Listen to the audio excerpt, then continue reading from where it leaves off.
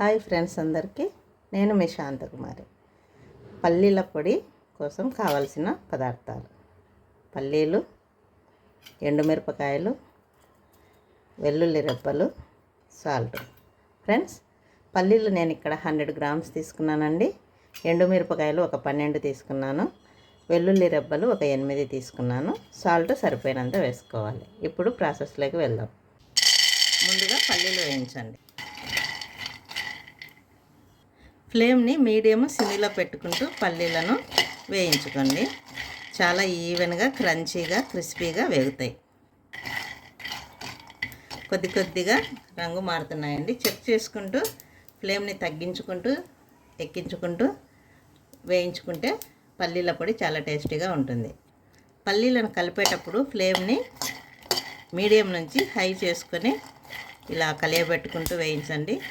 మళ్ళీ తర్వాత ఫ్లేమ్ని సిమ్లో పెట్టి కొద్దిసేపు వదిలేయండి.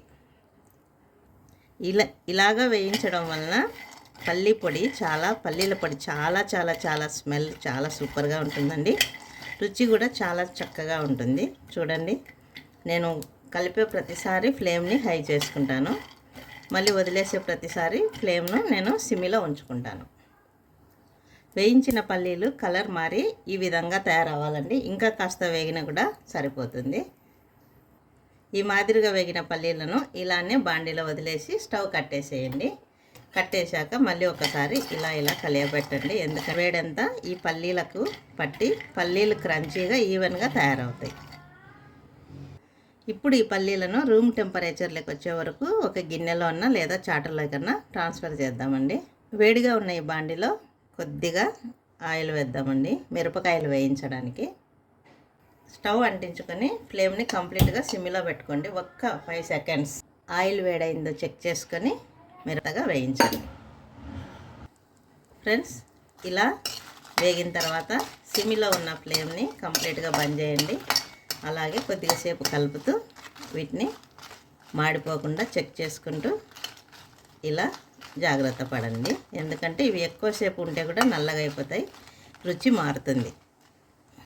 ఒక మిక్సీ జార్ తీసుకోండి, మీడియం సైజుది. వేయించిన పల్లీలను జార్లో వేయండి. అలాగే వేయించిన ఎండుమిరపకాయలను కూడా జార్లో వేసి సరిపోయినంత సాల్ట్ యాడ్ చేసి మిక్సీ పట్టాలి.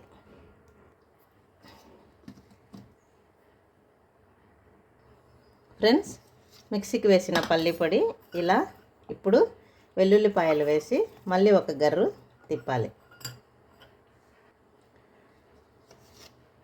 రెడీ అయిన పల్లీల పొడి ఫ్రెండ్స్, చాలా కమ్మని స్మెల్ వస్తుంది కిచెన్ మొత్తం. ఇప్పుడు ఈ పొడిని బౌల్లోకి ట్రాన్స్ఫర్ చేసుకుందాం.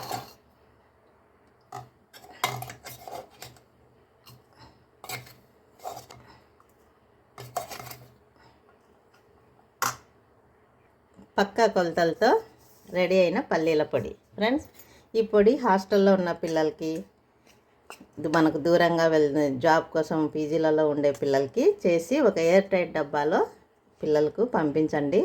అక్కడ పీజీలలో ఉన్న పిల్లలు, హాస్టల్లో ఉన్న పిల్లలు అక్కడ కూరలు నచ్చినప్పుడు ఈ పొడి వేసుకొని నెయ్యి వేసుకొని తింటే చాలా చక్కగా ఉంటుంది. మరి నేను చేసిన ఈ ప్రిపరేషన్ మీ అందరికీ నచ్చితే ఫ్రెండ్స్ లైక్ చేయండి, షేర్ చేయండి, సబ్స్క్రైబ్ చేయండి. ఎండుమిరపకాయలు వేయించి చేస్తే ఈ పల్లీ పచ్చడి రుచే వేరు. అందుకోసమే నేను ఈ పొడి చేస్తున్నాను. మా రాయలసీమ స్పెషల్ అండి, ఇది కర్నూలు స్పెషల్. మరి మీ అందరికీ వీడియో నచ్చితే once again like, share, subscribe. Thank you for watching.